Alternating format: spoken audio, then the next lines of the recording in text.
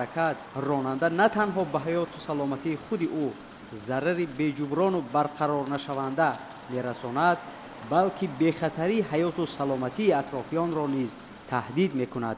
مورد به تاکید است که از اول سال 2025 تا کنون در مسیرهای ماشینگرد قلمرو کشور علاقه 468 صدمه نقلیاتی به قید گرفته شده است. از این لحاظ رهبریت ریاست بازرسی دولتی اتومبیلی وزارت کارهای داخلی جمهوری تاجیکستان از کل رانندگان، مخصوصا پیاده‌گردان و دیگر اشتراکیان حرکت در راه احترامانه خواهش و طلب می‌نماید که هنگام عبور کوچه و راه‌ها قاعده‌های حرکت در راه را به طور قطعی رعایت نمایند، زیرا یک لحظه نشتابکاری می‌تواند حیات انسان‌ها را به ممات تبدیل دهد. مقصد از عملی سازی همه گونه برنامه و چاره‌بینی ها این بلند برداشتن فرهنگ و معرفت حقوقی و سیاسی شهروندان کشور می باشد. رعایت و درک نمودن علامت های شرطی، آگاه کنی و دیگر نشانه هایی که به راه و نقلیات وابسته می باشد، دانش و معرفت خاصه را تقاضا می کند. با نظرداشت این مسئله مهم و بهر تأمین بی‌خطری اشتراکیان حرکت در راه از جانب رهبریت ریاست بازرسی دولتی اتومبیلی وزارت کارهای داخلی جمهوری تاجیکستان نقش چاره‌بینی‌های نتیجه بخش تهیه گردیده جهت در عمل تطبیق نمودن آن منتظم عملیات‌های مقصدناک و کارهای معرفتی فهماندهی به راه مانده می شود. در رابطه با این مسئله مهم و با مقصد تأمین بی‌خطری حرکت در راه، پیشگیری نمودن حادثه‌های راه و نقلیاتی و رفع دیگر قاعده ویرانکنی‌های حرکت، هفته قبل از جانب کارمندان واحد مخصوصی وزارت کارهای داخلی جمهوری تاجیکستان در خیابان و کوچه‌های مرکزی شهر دوشنبه چاره‌بینی‌های مقصدناک دایر کرده شد.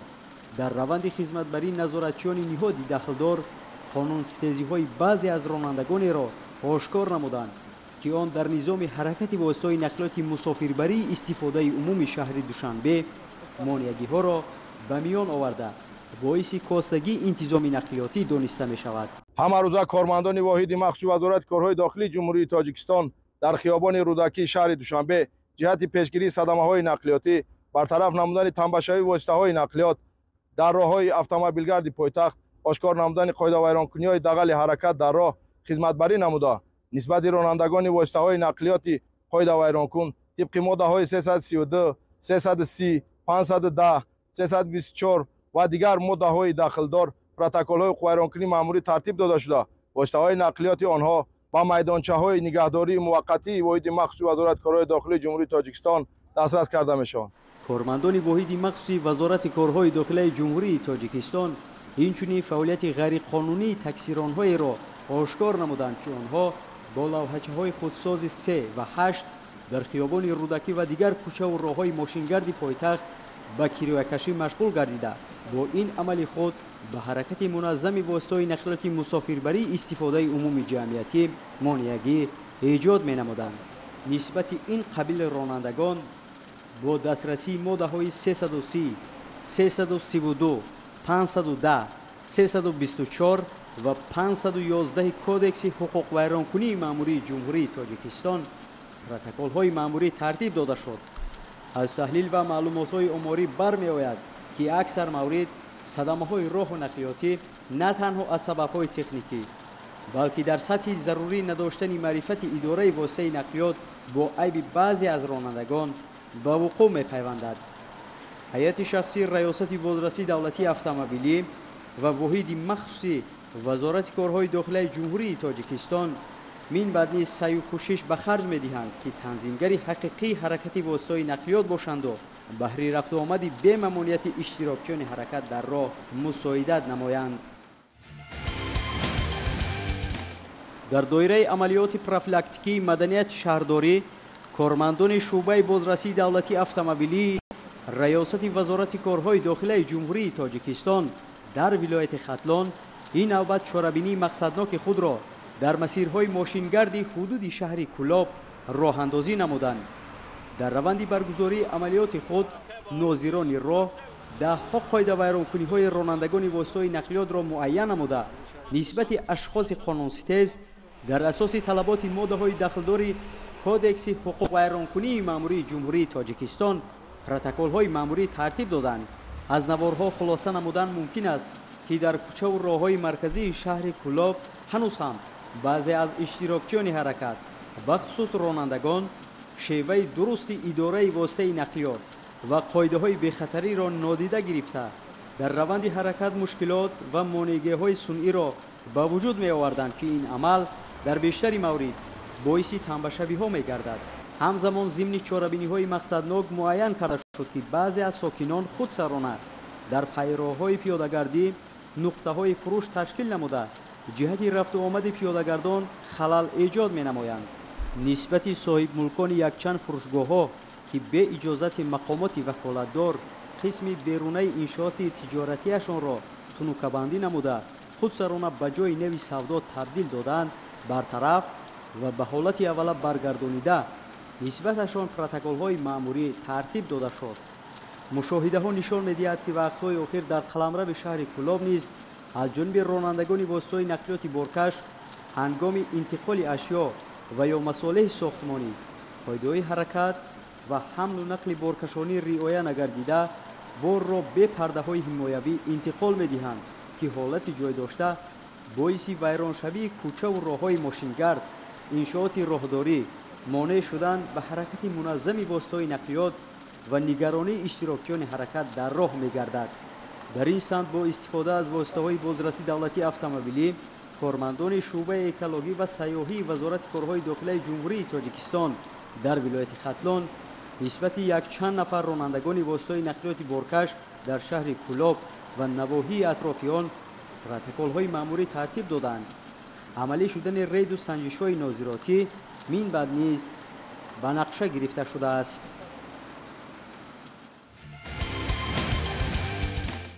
аз амалӣ гардидани лоиҳаи пардохти ҳаққи роҳгиро дар воситаҳои нақлиёти мусофиркашонӣ истифодаи умуми шаҳри Душанбе 7 сол пур гардид. дар ин 7 сол мушкилоти марбут ба ин соҳа комилан бартараф шуд ва дар ин бахши барнома мо вобаста ба фаъолияти лоиҳаи пардохти низоми ситикор дар воситаҳои нақлиёти мусофиркашонии шаҳри Душанбе бароятон маълумот медиҳем.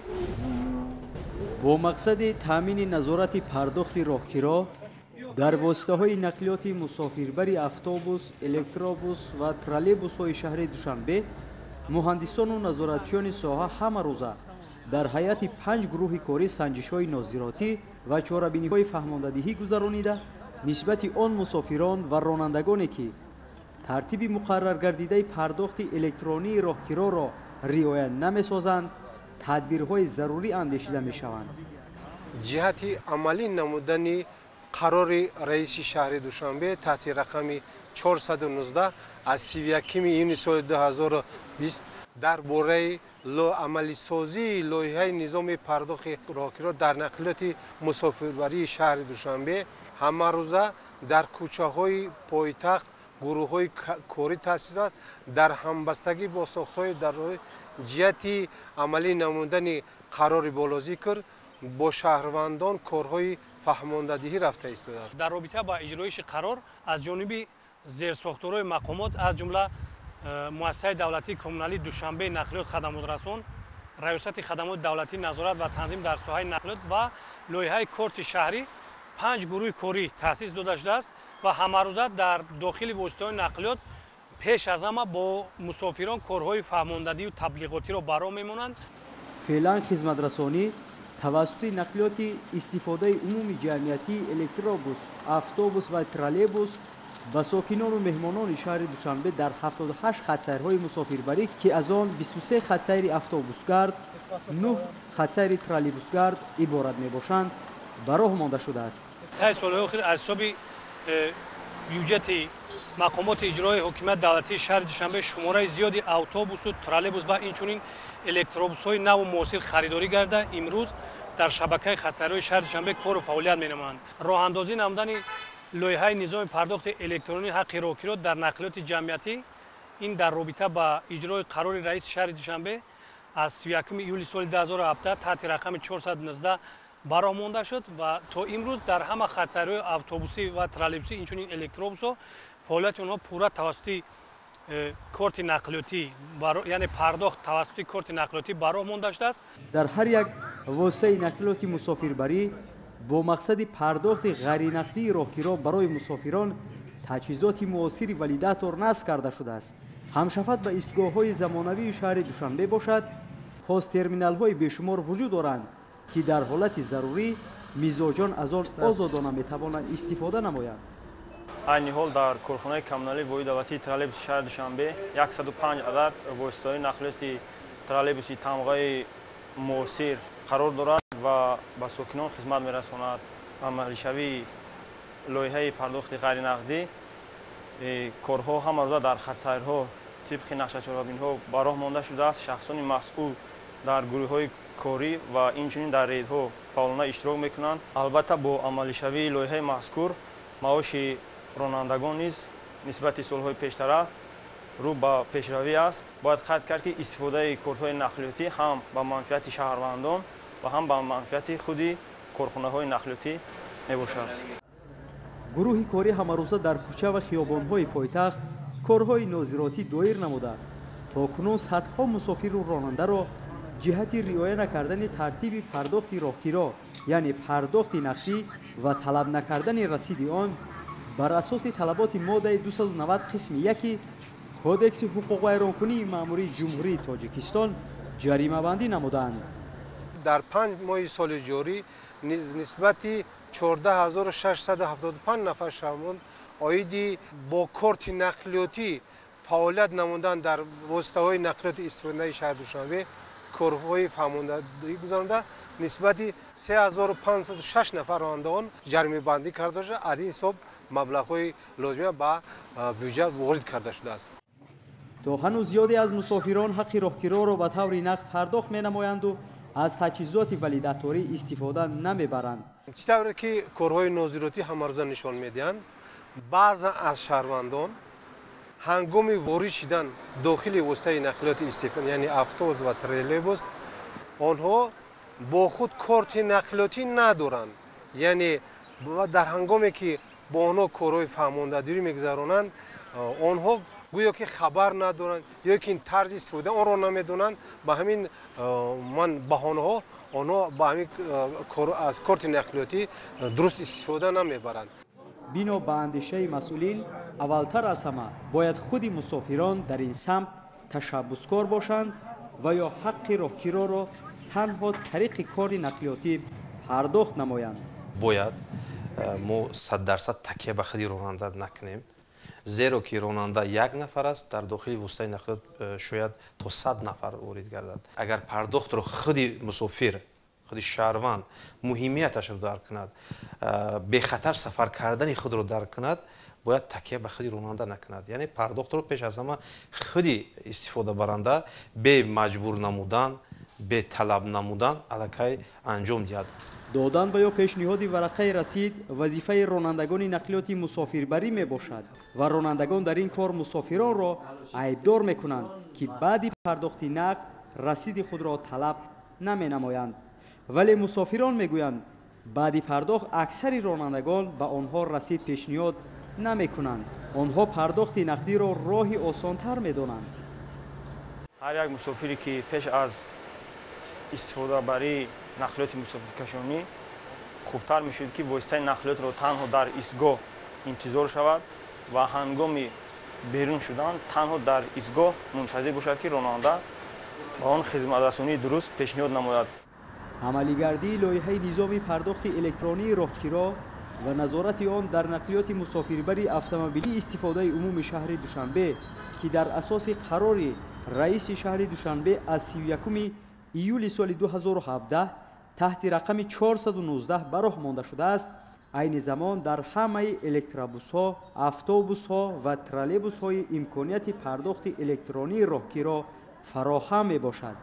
тарҳи мазкур ки пардохти ғайринақдии пули роҳгироро дар нақлиёти ҷамъиятии шаҳри душанбе пешбинӣ мекунад, аз моҳи июни соли 2018 роҳандозӣ шудааст. ҳадафи лоиҳа беҳсозии хизматрасонӣ дар нақлиёти истифодаи умуми шаҳри душанбе арзёбӣ мегардад. шурӯъ аз 3 моҳаи аввали соли 2018 амалисозии лоиҳаи низоми пардохти электронии роҳгиро ва назорати он дар нақлиёти мусофирбари автомобилии истифодаи умумии шаҳри Душанбе оғоз гардид ва марҳила ба марҳила дар ҳамаи хатсайрҳои автобусӣ, троллейбусӣ пардохт тариқи ғайринақдӣ ба роҳ монда шуд. ва имрӯзҳо чӣ тавре ки мебинем дар ҳамаи воситаҳои нақлиёти истифодаи умумӣ таҷҳизотҳои замонавӣ насб карда шудааст ва тариқи онҳо пардохти электронии роҳгиро қабул карда мешавад. ҳадафи асосии амалинамоии лоиҳаи низоми пардохти электронии роҳгиро ва назорати он дар нақлиёти мусофирбарии автомобилии истифодаи умумии шаҳри Душанбе аз он иборат аст ки ин амал тақозои замон буда ба беҳтар шудани сатҳу сифати хизматрасонии нақлиётӣ ба мусофирону сокинони шаҳри Душанбе боз ҳам мусоидат менамояд. агар ки истифодабаранда пардохтро тариқи кортҳои нақлиётӣ яъне бо тарафҳои амалкунанда пардохт намояд, дар як моҳ танҳо мо бо назардошти гӯем рафту о ҳисоб кардем хароҷоти як истифодабаранда зиёда аз 40 сомонӣ кам мегардад.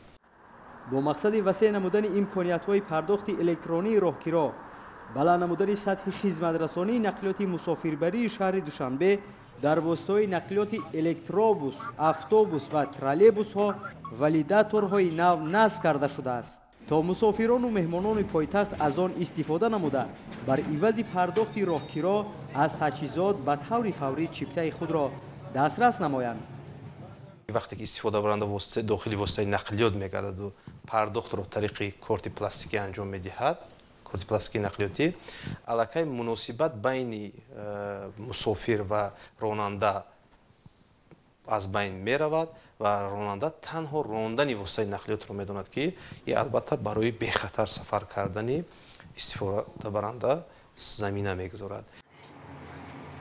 аз ин рӯ сокинон, мусофирон ва меҳмонон низ бо дарки масъулият аз ҳама муҳим барои коҳиш додани хароҷоти роҳгирои худ пардохтро дар нақлиётҳои мусофирбарии шаҳри Душанбе тариқи корти нақлиётӣ анҷом диҳанд ва саҳми худро дар пешрафти яке аз бахшҳои муҳими хоҷагии халқ соҳаи нақлиёт бигзоранд, таъкид доштанд коршиносони соҳа. аз аввали татбиқи лоиҳа то ба имрӯз мо зиёда аз 950 000 адад корти нақлиётӣ ба истифодабарандагон дастрас кундаем. имрӯзҳо дар раванди корбарӣ ошкор мегардад ё ки гӯем мушоҳида мегардад ки аксарият истифодабарандагон корти нақлиётӣ доранд, лекин баҳонаҳо пеш меоранд. Пардохтро тариқи корти нақлиётӣ анҷом додан муҳим шуморем. чунин тасмимгириҳои судманд ки аз ҷониби мақомоти иҷроияи ҳокимияти давлатии шаҳри Душанбе фароҳам оварда шудааст, пеш аз ҳама ба хотири коҳиш додани хароҷоти роҳгирои сокинон ва мусофирону меҳмонони пойтахт равона гардида, бо ин амал ба сарфаи маблағи буҷети оилавии онҳо мусоидат менамояд, ба сурате ки ҳар як мусофиру шаҳрванд ҳангоми савор шудан дар воситаҳои нақлиёти мусофирбарии истифодаи умумии ҷамъиятӣ аз корти нақлиётӣ ва тарофаҳои вобаста ба он пурсамар истифода намояд. роҳнавардӣ низ ба худ фарҳанги хос дорад. фарҳанги рафтор, фарҳанги гуфтор, фарҳанги риояи бечуну чарои қоидаҳои бехатарии ҳаракат дар роҳ ҳам барои ронанда ва ҳам барои мусофир ва дигар иштирокчиёни фаъоли ҳаракат дар роҳ. умедворем ки пиёдагардон, ронандагон, мусофирон ва дигар иштирокчиёни ҳаракат дар роҳ ин нозикиро ба инобат мегиранд ва пайваста аз қоидаҳои бехатарӣ ҳимоя менамоянд. инҷо бинандагони азиз ба анҷоми барномаи таҳлилии шитоб расидаем.